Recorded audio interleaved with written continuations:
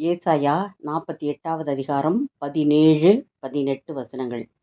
இஸ்ரவேலின் பரிசுத்தராயிருக்கிற உன் மீட்பரான கர்த்தர் சொல்லுகிறதாவது, பிரயோஜனமாயிருக்கிறதை உனக்கு போதித்து, நீ நடக்க வேண்டிய வழியிலே உன்னை நடத்துகிற உன் தேவனாகிய கர்த்தர் நானே. ஆ, என் கற்பனைகளை கவனித்தாயானால் நலமாயிருக்கும்.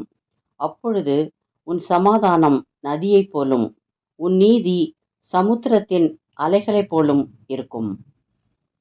உலகில் மனிதர்கள் பயணம் செய்வதற்கு அநேக வழிகள் இருக்கிறது.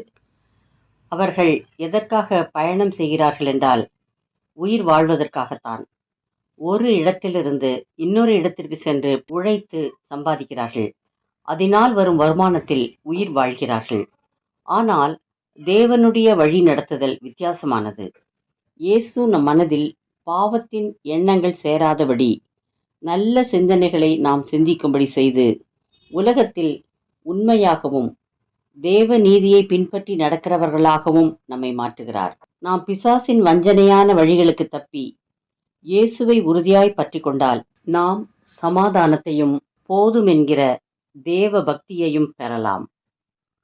உலகத்தின் வழிகளில் நடப்பவர்கள் தேவனுடைய ராஜ்யத்தை சுதந்தரிப்பதில்லை. தேவனுடைய வழியில் நாம் சென்றால் எல்லா சூழ்நிலைகளிலும் அவர் நமக்கு பாதுகாப்பளிப்பார். நித்திய ஜீவனையும் அடைய முடியும். ஜெபம். இயேசுவே, உம்முடைய வழியில் நான் நடக்க என்னை ஒப்பு கொடுக்கிறேன். கைவிடாதிரும், என்னை ஆசீர்வதியும்.